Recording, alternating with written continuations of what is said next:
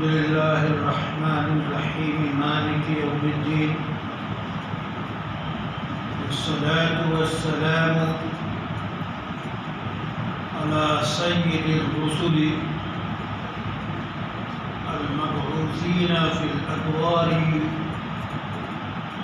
محمد صلى الله عليه وسلم إلى يوم الدين وعلى آله وأزواجه وذرياته وعترته ومن تبعهم بإحسان إلى يوم الدين. أعوذ بالله من الشيطان الرجيم. بسم الله الرحمن الرحيم. إنما الصدقات للفقراء والمساكين والعاملين عليها والمعلفة قلوبهم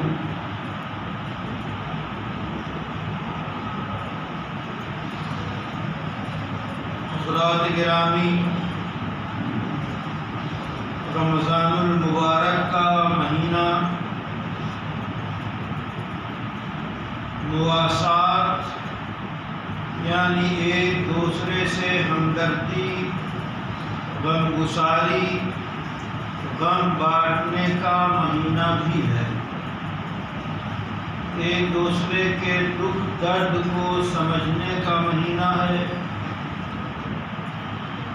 لوگوں کے احوال کی خبرگیری کا مہینہ ہے. امت مسلمہ کے احوال سے واقفیت کے بعد اس کے درد کے درما بننے کا مہینہ ہے.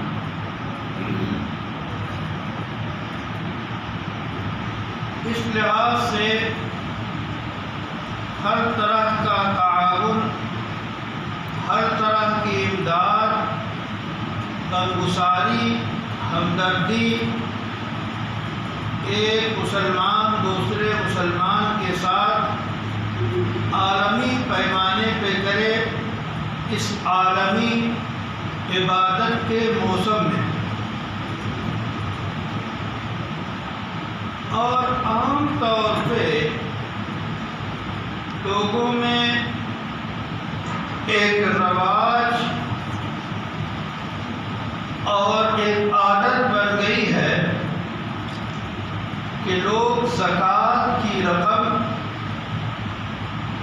رمضان المبارک میں نکالنے کو بہتر سمجھتے ہیں اور معمول ہے کہ وہ نکالتے ہیں.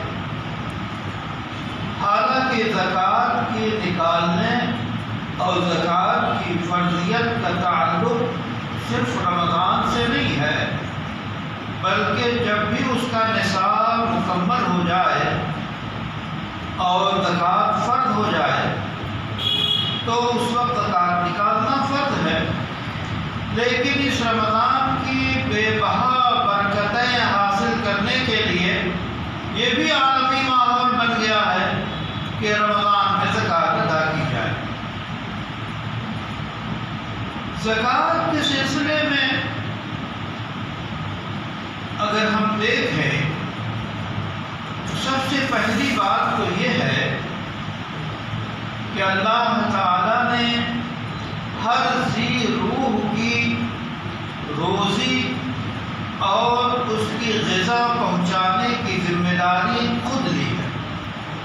وَمَا مِن دَابَّةٍ فِي الْأَرْضِ إِلَّا عَلَى اللَّهِ رِزْقُهَا، کہ جو بھی ذی روح ہے، جاندار ہے، زمین پہ رہنے والا ہے، اس پہ اس کی ذمہ داری، اس کے رزق کی ذمہ داری اللہ نے دی. اس ذمہ داری کا پھر انتظام اللہ نے فرمایا اور وہ اس طرح کہ نحن قسمنا بینہم معیشتہم، کہ ہم نے ان کے روزگار کو تقسیم کر دیا ہے. یعنی کسی کی روزی زیادہ ہے، کسی کی کم ہے، کوئی مالدار ہے، کوئی بہت مالدار ہے، اور کسی کے یہاں تو یہ انسانوں کے درمیان فرق جو ہے ایک فطری ہے. اس فطرت کے خلاف کر کے انسان اگر چاہے کہ برابری کر دے تو ناممکن. یہ تو ضروری ہے کہ پیٹ سب کا بھرے، لیکن سب کے پاس بنگلے ہوں یہ ضروری نہیں. اس لیے فطرت کے خلاف جو بھی نظام دنیا میں رائج ہوئے وہ فلاپ ہو گئے. جیسے مارکسزم، آپ کے پورے اشتراکی نظام، یعنی دولت میں سب برابر کے شریک، فیکٹری کا مالک اور فیکٹری کا مزدور دونوں کا حصہ برابر ہونا چاہیے، یہ فطرت کے خلاف. اسی واسطے 70 سال سے زیادہ یہ نظام، اقتصادی نظام چل نہیں سکا، ڈھیر ہو گیا. ایسی کیپٹلزم یعنی سرمایہ دارانہ نظام کہ ایک کی ملکیت ہو باقی سب بلاؤ، اور بہت سے ملک، ہمارا ملک خود اس وقت چند ہاتھوں میں پورے ملک کی دولت ہے. یہ کیپٹلزم جو ہے یہ سرمایہ دارانہ نظام بھی انسان کے خون کو چوستا ہے، پہ ظلم ڈھاتا ہے. اسلام کا نظام عادلانہ ہے. اسلام دولت کی تقسیم برابر برابر کرتا ہے، یعنی اس معنی کر کہ روٹی کپڑا مکان سب کو مل جائے. اسی لیے اسلام نے زکوٰۃ مالداروں پہ فرض کی تاکہ وہ طبقہ جس کے پاس توے پہ پکنے کے لیے روٹی نہیں ہے، چراغ میں ڈالنے کے لیے تیل نہیں ہے، بلب جلانے کے لیے میٹر کی جو ہے الیکٹرک بل نہیں ہے، اس تک پہنچایا جا سکے، اس کے ہاں ایک بلب تو جل سکے. یہ دولت کی تقسیم بہت ہی عادلانہ کرتا ہے اسلام، اور اس کا باقاعدہ طریقہ ہے. سب سے بنیادی طریقہ جو فرض ہے کہ ہر مالدار زکوٰۃ نکالے. مالدار شریعت کی نگاہ میں کون ہے؟ کم سے کم مالدار وہ ہے جس کے پاس سال کا خرچ کرنے کے بعد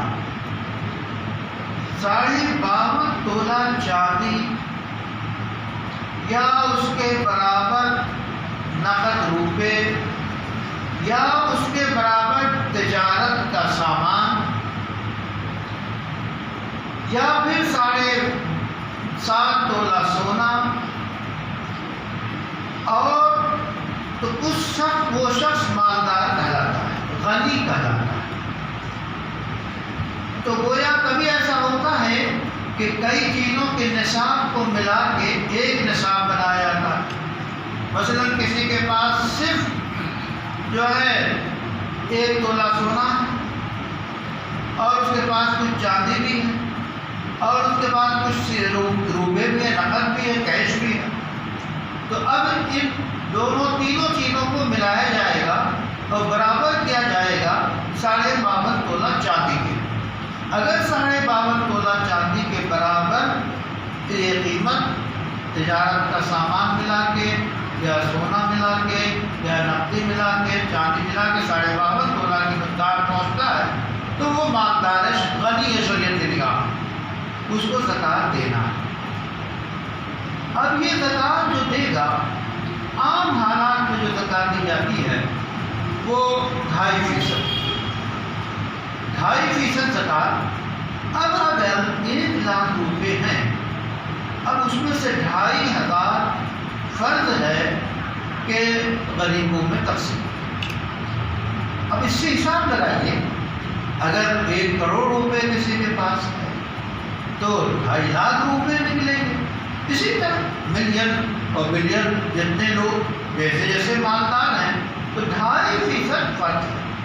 اب اگر پورا عالمی نظام رکھیں یا ملکی نظام رکھیں، پورے ملک ہندوستان کے مالداروں کے 2.5% رقم کو کمپلسری نکالنا فرض ہے، نکال دیا جائے تو کتنی بڑی دولت ہوگی؟ کیا کوئی ایسا بچے گا جو کہ بھوکا سو جائے گا؟ دولت کی صحیح تقسیم ہو۔ تو اس لیے اسلام نے زکوٰۃ کو فرض کیا، اور یہ غریبوں کو جو دے گا کوئی احسان نہیں کرے گا، یہ اس کی ڈیوٹی ہے، اس کی ذمہ داری ہے، اللہ نے اس پہ فرض کیا ہے کہ وہ اسے نکالے۔ تو سب سے پہلا یہ نظام ہے۔ تو تجارت ہو، سونا ہو، چاندی ہو، نقد روپے ہوں، یا آج کے اس میں ذرا سا اور توسع ہے کہ مثلاً شیئرس ہیں، جو جائز شیئرس خرید رکھے ہیں، تو شیئرس کی بھی 2 قسمیں ہوتی ہیں۔ ایک تو شیئر ایسا ہوتا ہے کہ کوئی کارخانہ ہے، کمپنی ہے، اس میں آپ کو مالکانہ حقوق حاصل ہیں، اور اس میں مثلاً اس کی مشینیں اور اس کے ساز و سامان میں بھی آپ کے پیسے لگے ہیں، تو پھر یہ اس کے محاسب سے، سی اے سے اس کے جو ہے حساب لینا پڑے گا کہ ہم نے جو پیسہ شیئر میں لگایا ہے اس میں سے کتنا پیسہ فرنیچر اور مشینوں میں لگا ہوا ہے، اس کو نکال کے جو نفع ہے، جو پونجی ہے، اس پر جو ہے زکوٰۃ ہوگی۔ تو کبھی ایسا ہوگا کہ پونجی پہ بھی زکوٰۃ ہوگی اور نفع پہ بھی زکوٰۃ ہوگی۔ یعنی آپ نے 10 لاکھ روپے لگایا، آپ نے، یہ آپ کی پونجی ہے، کیپٹل ہے آپ کا، اس کے بعد اس پہ آپ کو منافع آئے تو 10 لاکھ روپے اور منافع دونوں پہ آپ کو زکوٰۃ ادا کرنی پڑے گی، اگر یہ اس قبیل سے ہے جو سارا مال تجارت میں لگا ہوا ہے۔ اس میں سے اگر سیکور کچھ جو ہے محفوظ ہے، اس معنی کا فرنیچر میں، مشینوں میں، ظاہر ہے کہ مشینوں کے اوپر زکوٰۃ نہیں، کارخانے میں جو مشین جو چل رہی ہے، جس سے سامان نکل رہا ہے، اس مشین پہ زکوٰۃ نہیں ہوتی، اس سے جو پرافٹ اور جو منافع ہیں اس پہ زکوٰۃ ہوتی ہے۔ تو یہ معلوم کرنے کا کہ شیئر میں کتنا ہے اور اس کی کیا تفصیل ہے، اس کے بعد اس پہ بھی زکوٰۃ ہوگی۔ ایسے ہی آپ نے پلاٹنگ کا کام کرتے ہیں، اس میں پلاٹ آپ نے سب خرید رکھے اس لیے کہ سب کو بیچنا ہے، تو جتنے بھی پلاٹ ہیں، جتنی بھی زمینیں ہیں، ان سب کی کیپٹل پہ، سب کی اصل پہ وہ قیمت لگائی جائے گی اور وہ اس کا 2.5% زکوٰۃ ادا کی جائے گی۔ اسی طرح آپ نے بلڈنگیں لے رکھی ہے، خرید رکھی ہے بیچنے کے لیے، سیل کرنے کے لیے، پوری بلڈنگیں آپ نے لے رکھی، تو یہ پوری بلڈنگیں مکمل جو ہے اس کے اصل قیمت پہ زکوٰۃ ہوگی۔ البتہ اگر آپ نے بلڈنگ خریدی ہے اس لیے کہ کرائے پہ چلائیں، تو اب اس بلڈنگ کی قیمت پہ زکوٰۃ نہیں ہوگی، بلکہ جو کرایہ آئے گا اور اس کو پھر اپنے حساب میں جو زکوٰۃ کا حساب ہوتا ہے، اس کرائے پہ زکوٰۃ واجب ہوگی۔ تو یہ چیزیں ہیں جس پہ زکوٰۃ واجب ہوتی ہے۔ تو اب زکوٰۃ جو ہے فرض ہے، اس زکوٰۃ کو کن لوگوں کو دیں اور جو ہے کن لوگوں کو ادا کریں، کن پہ زکوٰۃ فرض ہے، یہ بات بتائی گئی کہ جو مالدار ہو، مالدار کیسے ہوتا ہے وہ تفصیل بتائی گئی۔ اب اس کے بعد کہ اس زکوٰۃ کو کن لوگوں کو دیں گے، تو اس کو قرآن نے براہ راست بیان کیا، فریضۃ من اللہ، اللہ کا قانون ہے، باقاعدہ دستور ہے، اس کی خلاف ورزی نہیں ہو سکتی۔ اور وہ کون لوگ ہیں جن کو زکوٰۃ، یہ جب یہ آیتیں نازل ہوئی تو بہت سے منافقوں نے رسول اللہ صلی اللہ علیہ وسلم سے جو ہے زکوٰۃ کے بارے میں کہا، مال آ رہا ہے ہمیں بھی دیا جائے، اور ان کو کچھ ظاہر منافق کو شکر و شبہات ہوتے ہیں کہ آپ ہمیں اور زیادہ دیں، تو باقاعدہ یہ آیتیں نازل کر دی گئیں کہ یہ رسول اللہ صلی اللہ علیہ وسلم کے اختیار میں بھی نہیں ہے کہ اپنی طرف سے زکوٰۃ دیں، یعنی زکوٰۃ کے کن لوگوں کو دیں، بلکہ اللہ نے متعین کر دیا، وہ 8 طرح کے لوگوں کو زکوٰۃ دے سکتے ہیں۔ ان میں سے سب سے پہلا جو ہے انما الصدقات للفقراء، ناداروں کو زکات دیں، فقیر یعنی جو محتاج ہے، یعنی اور اسی طرح مسکین، تو ایک فقیر یعنی جس کے پاس کچھ ہو، بالکل وہ جو ہے خالی ہاتھ نہ ہو لیکن نصاب بھر نہ ہو۔ یہ بھی سمجھ لیں جس کے پاس ضرورت گزارنے کے ضرورت کے بقدر پیسے ہیں تو اس کے لیے سوال کرنا جائز نہیں ہے، جب تک گزارا ہو سکتا ہے سوال نہیں کر سکتے۔ ایسے ہی جو شخص موٹا تازہ فرما ہے، تندرست ہے، اس کے لیے عام حالات میں سوال کرنا جائز نہیں، کمائیں، مزدوری کرے، محنت کے ذریعے۔ لیکن اگر جو مالدار شریعت کی نگاہ میں جس کے پاس 52.5 تولہ سے کم پیسے ہیں، اگر اس کو کوئی زکوٰۃ دیتا ہے تو زکوٰۃ ادا ہو جائے گی، مانگنا اس کے لیے صحیح نہیں ہے۔ اسلام کی شان کیا خوب ہے، اسلام نے جو ہے بھیک کو مانگنے کو حرام قرار دیا۔ اس امت کے لوگ مانگے سوال کریں یہ حرام ہے، دست سوال دراز نہ کرو، اللہ یہ کہ بھوک سے کوئی مر رہا ہے، سخت ترین حالات ہیں۔ اور یاد رکھیے گا چندہ کرنا الگ ہے، مانگنا الگ ہے۔ چندہ کرنا مانگنا نہیں ہے، وہ تو ایک ضرورت کے لیے اکٹھا کرنے والا ہے۔ خود رسول اللہ نے غزوہ تبوک کے موقع پہ چندہ کیا، تو چندے میں اور مانگنے میں فرق ہے، یہ ذہن میں رہے۔ اس لیے چندہ کرنے والوں کا اعزاز، اکرام، عزت، ادب کے ساتھ اللہ کا حق لینے آئے ہیں، ان کا پورا اکرام کرنا چاہیے۔ تو یہ گویا تو زکوٰۃ کس کو دی جائے گی؟ سب سے پہلا جو محتاج ہو، الفقراء، فقراء فقیر کی جمع ہے، جو محتاج ہے جس کے پاس کچھ ہو۔ دوسرے مسکین کو، مسکینوں کو جس کے پاس کچھ نہ ہو، بالکل کچھ نہ ہو، اس کو بھی زکوٰۃ دی جائے گی۔ تو یہ دو مصرف ہوئے۔ والعاملین علیہا، اسلامی نظام کے تحت جو لوگ زکوٰۃ کو وصولنے پہ متعین ہوتے ہیں، باقاعدہ بیت المال کی طرف سے سرکار اسلامی سرکاری نظام کے تحت جو زکوٰۃ وصولتے ہیں، ان کو بھی ان کے نظام کے تحت زکوٰۃ کی رقم ان کو دی جاتی ہے، چاہے وہ فقیر ہو چاہے وہ مالدار ہو، مالدار ہو تب بھی دی جائے گی۔ لیکن یہ اسلامی نظام کے تحت جو لوگ ہوں والعاملین علیہا، ان کے لیے ہے، اور ہمارے سفراء کا شمار اس میں نہیں ہے۔ اسی واسطے سفراء کی تنخواہ کسی مدرسے کا معتمد زکوٰۃ کے پیسے سے نہیں دے سکتا، ناجائز ہے، یہ غلط کام ہے۔ سفیر کو زکوٰۃ کے پیسے سے تنخواہ نہیں دی جا سکتی، نہ مدرس کو نہ معلم کو۔ اس لیے زکوٰۃ جو ہے وہ فقیر کو دی جائے گی، مسکین کو دی جائے گی۔ اسی طرح زکوٰۃ وصولنے والوں کو اسلامی نظام کے تحت زکوٰۃ وصولی جائے تو ان کو دی جائے۔ اسی طرح والمؤلفۃ قلوب، لوگوں کی دلجوئی کرنے کے لیے، تازہ اسلام ہے، ڈاما ڈول نہ ہو، پیسہ دے کر ان کو ثابت قدم رکھا جائے۔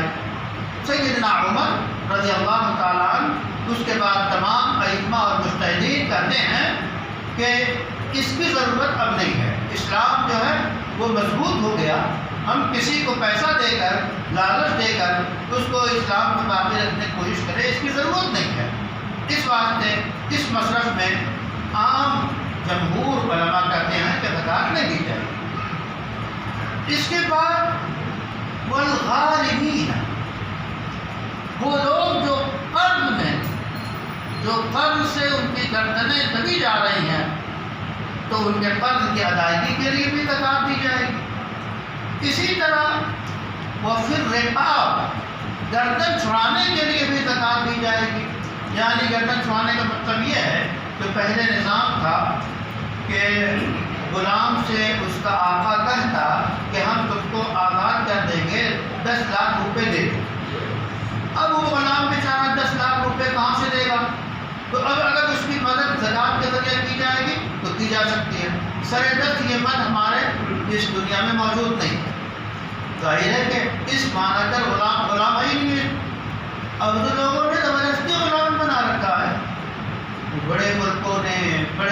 آدمیوں نے، بڑے عہدیداروں نے ملک کو غلام بنا لینا ایک الگ چیز ہے، ایک الگ موضوع ہے۔ وہ غلام جو جاہلیت کے دور میں رائج تھا، اس کا سلسلہ رسول اللہ صلی اللہ علیہ وسلم نے اور اسلام نے رفتہ رفتہ اس کو ختم کیا۔ آزاد پیدا ہوا انسان آزاد رہے گا، اس کو کوئی غلام نہیں بنا سکتا، یہ ہدایت ہے اسلام۔ بہرحال تو اب وہ غلام تو ہیں۔ وہ فی الرقاب کے سلسلے میں مفسرین کہتے ہیں، علماء آج کے دور کے ہمارے فرماتے ہیں کہ گردن چھڑانے کے سلسلے میں ہمارے وہ جو ہے مظلومین جن کو ظلم کے تحت جیلوں میں بند کر دیا گیا ہے اور وہ بیچارے قید و بند کی زندگی گزار رہے ہیں، ان کو چھڑانے کے لیے وہ جو ہے مقدمہ لڑنے اور اس کی فیس میں زکوٰۃ کی ادائیگی کی جا سکتی ہے، اور مختلف تنظیمیں اس بند میں زکوٰۃ کی رقم وصولتی ہیں۔ علماء کا فتویٰ بھی ہے، اور قرآن کے وفی الرقاب اس لفظ میں، قرآن تو بڑا وسیع اور فصیح و بلیغ جامع ترین اللہ کا کلام ہے، وفی الرقاب میں یہ مت بھی داخل ہے۔ اسی طرح وابن السبیل کہ کوئی مسافر جو بالکل اس کا کوئی آگے پیچھے نہیں رہ گیا، اس کے پاس پیسے نہیں ہیں، اس کو بھی جو ہے زکوٰۃ دے سکتے ہیں۔ لیکن آج کے دور میں اس طرح کا آدمی ذرا ملنا مشکل ہوتا ہے، کیونکہ آج کے دور میں ATM ہے اور فون پے ہے، فون کے ذرائع ہیں کہ کہیں بھی اگر وہ پریشان ہو جائے تو اپنے گھر والوں سے فون سے رابطہ کر سکتا ہے اور پیسے منگا سکتا ہے۔ لیکن پھر بھی ایسے حالات ہو جاتے ہیں کہ سارا نظام پھر فون غائب ہو جائے، ایسے حالات ہوں کہ بیچارہ وہ اس کے پاس کچھ نہیں ہے اور کیسے جائے، تو ایسے شخص کو آج بھی زکوٰۃ دے سکتے ہیں جو مسافر کہتے ہیں۔ اور کہتے ہیں فی سبیل اللہ، یہ 8ویں مد ہے، فی سبیل اللہ، فی سبیل اللہ یعنی اللہ کی راہ میں۔ لیکن اس سے مراد جمہور مفسرین، محدثین اور علماء یہ دو لوگوں کو لیتے ہیں۔ ایک تو وہ جو راہ خدا میں نظام ہو رہا ہو، نظام کے تحت وہ کام کر رہا ہو، تو اس کو بھی اس کو ضروریات کے بہم پہنچانے کے لیے وہ ایک دفاعی نظام، وہ چونکہ ملکی اور سرکاری نظام ہوتا ہے، تو اس دفاعی نظام میں بھی اس ایسے شخص کو جو کہ پاک رکاب ہو اور اللہ کی راہ میں محنت کر رہا ہو اور اسلامی نقطۂ نظر سے جسے جہاد کرتے ہیں، تو کہیں اسے ضرورت ہو تو اسے بھی دے سکتا ہے جہاں یہ نظام ہے۔ اور اللہ کے اس دین کا نظام قیامت تک باقی رہے گا اپنی تمام تفصیلات کے ساتھ، تمام تعلیمات کے ساتھ، نہ ہمیں اس میں کوئی جھجکنا ہے، نہ اس میں ہمیں کوئی شرمانا ہے۔ اسلام کے تشریحات ہر دور میں پورے یقین اور عرفان اور علمی دلائل کے ساتھ کرتے رہنا۔ تو یہ فی سبیل اللہ، یا یہ وہ لوگ جو حج کو گئے ہوں، اچانک کو بدل گئے ہوں، پیچھے رہ گئے ہوں اور مال نہ ہو، تو ان کو بھی لے سکتے ہیں۔ تو فی سبیل اللہ سے یہ دو معنی مراد لیتے ہیں جمہور مفسرین محدثین۔ البتہ کچھ لوگ وہ فی سبیل اللہ سے مراد لینے کی کوشش کرتے ہیں ہر کار خیر میں زکوٰۃ دی جائے، یہ غلط ہے۔ یہ اس مفہوم کو جمہور علماء نے غلط قرار دیا۔ یہ دو ہی چیزیں ہیں، کسی واسطے مسجد کے بنانے میں زکوٰۃ نہیں لگا سکتے، اسی طرح مدرسے کی بلڈنگ بنانے میں زکوٰۃ نہیں لگا سکتے، اسی طرح آپ کے جتنے رفاہی کام ہیں اس میں زکوٰۃ کی رقم نہیں لگا سکتے۔ تو زکوٰۃ کی رقم یہ 8 مصارف بیان کیے گئے ہیں اور اس کی تفصیلات ہیں، انہی میں لگا سکتے ہیں۔ تو اس کے بعد اس زکوٰۃ کے فائدے کیا ہیں؟ اللہ نے خود قرآن میں بیان کیا، مثل الذین ينفقون فی سبیل اللہ کمثل حبۃ، مثال ان لوگوں کی جو اللہ کی راہ میں خرچ کرتے ہیں، اس میں زکوٰۃ بھی، اور ان کے لیے کیا ہے؟ جیسا کہ انہوں نے ایک دانہ بویا، ایک دانے سے 700 دانے تیار ہوتے ہیں، تو اسی طرح ایک پیسہ اللہ کی راہ میں خرچ کیا گیا، زکوٰۃ دی گئی۔ اور دیگر انفاق اور زکوٰۃ کا فرق بھی ہے انفاق میں نفلی صدقات، حالات کے تحت تقاضوں کے مطابق پیسے خرچ کرنا، یہ ساری چیزیں نفقات میں داخل ہیں۔ تو اسلام ہمیشہ پابند کرتا ہے اور فراخ دلانہ نظام وفا کرتا ہے کہ انسان کو اللہ نے مال دیا تو اس کا انعام سمجھے، اور جہاں جہاں ضرورت ہو، جہاں فرض ہو وہاں بھی خرچ کرے، جہاں جیسے تقاضے ہوں وہاں بھی خرچ کرے، نفلی صدقات بھی خرچ کرے۔ بہت سے لوگ ہیں جو دکان پہلے کھولنے سے پہلے صدقہ کر لیتے ہیں تاکہ برکت سے شروعات ہو، دکان بند کرنے کے بعد صدقہ کر لیتے ہیں تاکہ چیزیں محفوظ رہیں۔ تو فراخ دلانہ نظام اور اللہ کی راہ میں خرچ کرنے کا نظام بنانا چاہیے، اور یہ گویا کہ اسلام کا مزاج ہے کہ آپ اپنے مال کو اللہ کی راہ میں خرچ کریں۔ جو فرض ہے زکوٰۃ، وہ زکوٰۃ کی حیثیت سے کریں، اس میں ایک پائی کم نہ ہو، پوری زکوٰۃ ادا کریں اور اس کی ترغیب دیں۔ جس طرح آپ نماز کی ترغیب دیتے ہیں کہ چلو بھائی نماز پڑھ لو، گشت کرتے ہیں آپ کہ چلو بھائی مسجد میں چلو، ایسی زکوٰۃ کے لیے تو گشت کیجیے، لوگوں سے کہیے، لوگوں کو آمادہ کیجیے، ماشاء اللہ اتنا شاندار آپ کا بنگلہ ہے، بڑی دولت آپ کے پاس ہے، آپ یقیناً زکوٰۃ دی ہوگی، ترغیب دیجیے۔ کسی پہ ہم چھاپا تو نہیں مار سکتے، آج چھاپے مارے جا رہے ہیں لوگوں کی دولتوں پہ اور لوگوں پہ، تو جو نظام بار کاش کہ ہمارا اچھے سے اچھا نظام ہم وفا کر سکیں، ہمارے اندر یہ صلاحیت ہو۔ یہ جمہوری ملک ہے، اس جمہوری ملک میں آپ اپنے اخلاق سے، اپنی باتوں سے آپ لوگوں کے دماغوں کو اپنی طرف راغب کریں، آپ کنوینس کر کے لوگوں کو خیر کی دعوت دیں، یہ آپ کو حق ہے، کھلا ہوا حق ہے۔ اگر آپ جو ہے یہاں لاکھوں لاکھ کروڑوں میں ہے تو کروڑوں کے دماغ کی کنوینسنگ کر سکتے ہیں، آپ کاؤنسلنگ کر سکتے ہیں، ان کو خیر کی طرف آپ راغب کر سکتے ہیں کہ آئیے دیکھیے یہ سسٹم ہے، زندگی گزارنے کا یہ طریقہ ہے، یہ زکوٰۃ کا نظام ہمارے یہاں ہے، اتنا شاندار نظام ہے کہ کوئی گھر ایسا نہیں ہوگا، کوئی بھوک سے مر نہیں سکتا جب تک زکوٰۃ کا نظام صحیح چلتا ہو۔ آج ہمارے ملک میں لوگ فاقے سے مر جا رہے ہیں، اور آپ اس وقت تصور کیجیے غزہ کے میدان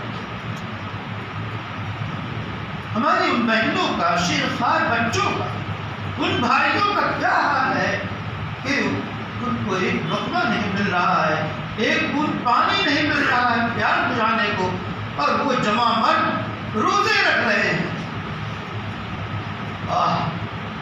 ہم جو ہے روح افزا اور شاندار نعمتیں دسترخوان سجا کے افطار کرتے ہیں، ان بھائیوں کو تو یاد کیجیے، اور جو طریقہ ہو ان کی مدد کا وہ طریقہ اپنائیے، ان کے لیے دعا کیجیے، اور بین الاقوامی تنظیمیں جو اس کے لیے کام کرتی ہیں ان سے رابطے کرتے ہیں، ان کے لیے اپنی رسد بھیجنے کی کوشش کیجیے، ضابطے کے تحت، دستور کے تحت۔ آج پابندیاں لگی ہیں، آج غاصب ظالم جو بارڈرز پہ یہ اتنے ٹرک جا سکتے ہیں جن کو ختم کرانے میں انسانیت کو دخل، انسانیت اگر اپنی قوت کا استعمال شروع کر دے، پوری دنیا کے انسان اس پہ آمادہ ہو جائیں کہ اس معاملے کو ختم کرنا ہے، کیوں نہیں ختم ہوگا، کیوں نہیں ختم ہوگا؟ آج ہم کسی کو کچھ نہیں کہتے، چاہے کتنے ہی ملک ہوں، چاہے ان کے پاس رہتے ہوں، لیکن ہم اپنی ذمہ داری محسوس کرتے ہیں۔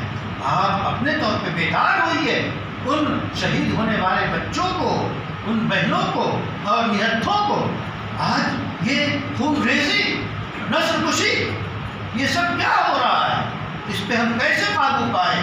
اللہ کی طرف رجوع کریں، اللہ سے دعائیں کریں، اور جو امکانات ہو سکتے ہیں عالمی نظام کو حرکت میں لائیں، اور سیسا پلائی ہوئی دیوار بن کے ظالموں کے سامنے کھڑے ہو جائیں، انہیں دبوچ دیں۔ یہ ہمارے اندر اسلامی تعلیمات کا تقاضا یہ ہے، جو ہم سے بن سکتا ہو، اور دستوری اعتبار سے جو کچھ ہم کر سکتے ہو ہمیں کرنا چاہیے۔ ضمیر کو تو بیدار کیجیے، اور جو ان کے لیے دعا کیجیے اور ان کی امداد کیجیے، جس طریقے سے بھی امداد ان تک اگر ہم پہنچا سکتے ہیں تو کاش کہ ہم ان کا سہارا بنیں۔ یہ اسلام کا نظام ہے۔ کہاں گئی وہ حدیث یقیناً 100% ہے کہ مسلمان ایک جسم کی طرح ہے۔ کہاں ہم ایک جسم کی طرح کہ کانٹا چبھے تو دوسرے کو بھی کانٹے کا احساس ہو۔ ایک جسم کی طرح کیا ہم ہیں اس وقت؟ غزہ ہمارے جسم کا حصہ نہیں ہے؟ کیوں نہیں ہمیں درد ہو رہا ہے؟ کیوں نہیں ہم اپنے پر قابو رکھ پا رہے ہیں؟ کیسے ہم آرام سے سو رہے ہیں؟ کیوں نہیں ہم بے چین ہو کے ان کے رستگاری کی اور ان کے مدد کی جو ہمارے بس میں ہے مدد کر رہے ہیں؟ تو اسلام کا نظام، مالیاتی نظام، جو فرض ہے وہ زکوٰۃ کی ادائیگی، اس رمضان کے مہینے میں لوگ عام طور پہ زکوٰۃ ادا کرتے ہیں، پورے طور پہ زکوٰۃ ادا کیجیے اور ان کے مستحقین تک پہنچائیے، غیر مستحقین کو میں کبھی زکوٰۃ نہ دیجیے۔ اسی طرح کٹس بنا کے بعد لوگ تقسیم کرتے ہیں، تو کٹس اگر زکوٰۃ کی آپ تقسیم کر رہے ہیں تو ضروری ہے کہ آپ لائن لگا کے نہ دیں، کبھی ایسا ہو سکتا ہے غیر مستحق آ جائے، آپ غیر مستحق کو کٹس دیں گے تو وہ زکوٰۃ ادا نہیں ہوگی۔